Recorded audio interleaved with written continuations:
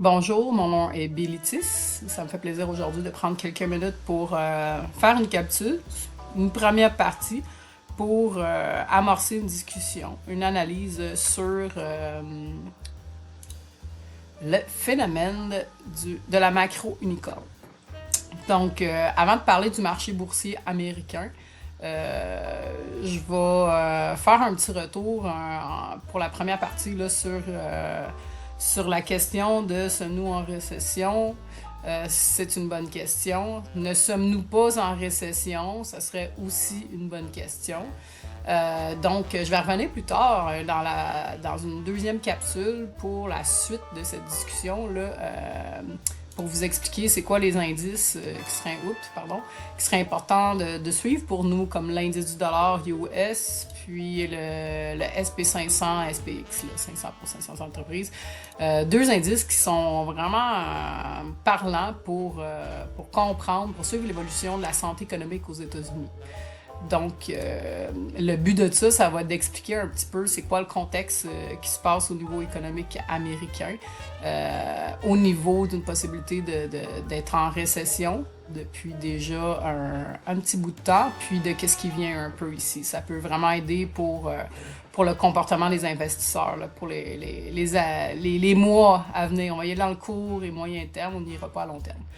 Donc, si je vous présente un petit peu, j'amorce plutôt la capsule avec la discussion sur ne sommes-nous pas en récession, sommes-nous en récession, ne serait-on pas en récession? Ce que j'ai fait, c'est que j'ai, à partir de l'environnement Colab, qui est facile d'accès là, via Google, dans le fond, c'est une plateforme où tu peux faire du codage Python.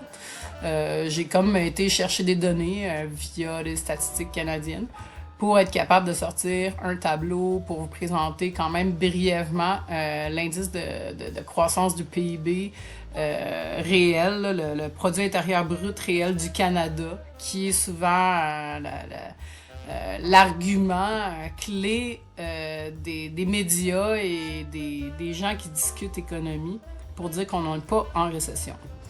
Ce que je veux ici présenter, c'est que malgré que les données économiques récentes qui indiquent que le Canada n'est pas entré en récession depuis 2023, je rajouterais que c'est des données économiques récentes discutées.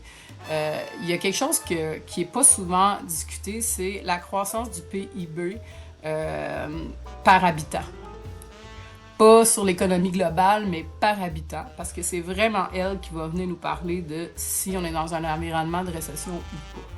Donc, ce qu'on peut observer, c'est une baisse quand même drastique qu'il y a eu en 2022, puis là on tombe en début d'année 2023, puis une remontée, une croissance de 1,4%, même 1,25, 1,3 plutôt là, pour l'année 2023, puis ça a continué à augmenter un petit peu jusqu'à atteindre 1,6% d'augmentation là, en 2024.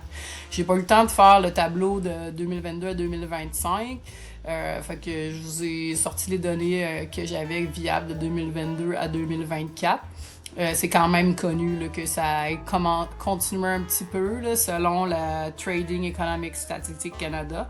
Puis si on parle ici du PIB par habitant qui aurait diminué, lui, de 1,3% en 2023, puis qui a continué de diminuer à 1,4% en 2024, sans parler de l'année précédente de 2022. Puis ici, on est toujours dans le contexte d'après COVID 2019 à 2021, là, fait que là, ça, c'est comme l'impact qu'on voit. Ce qui est vraiment important de noter, c'est que le PIB par habitant qui a diminué reflète une croissance démographique rapide qui a dépassé l'expansion économique. Ça veut dire que l'économie elle a cru, mais qu'il y avait une plus grande croissance démographique.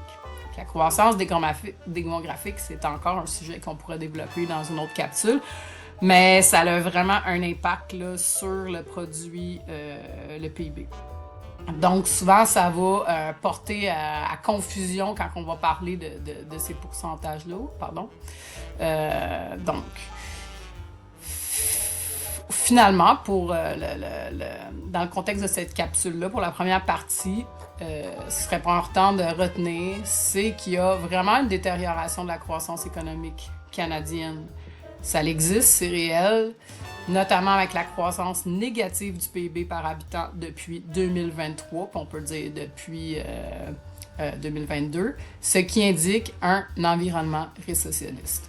Fait que c'est sur cet argument-là que je me base pour dire qu'on est en récession depuis 2023, sans noter qu'il y avait eu à la bourse là, 2 baisses consécutives là, à la fin de l'année 2023. Ça, c'est quelque chose que je pourrais aller discuter un petit peu plus loin dans un autre contexte, mais tu sais, c'est parlant, c'est que je veux dire, c'est que le contexte pour l'habitant, le payeur d'impôts, le payeur de taxes, les gens qui vivent au Canada, les gens qui ont un budget respecté, les gens qui vivent l'inflation, les gens qui vivent les changements au travail, les horaires changés, les salaires moins augmentés.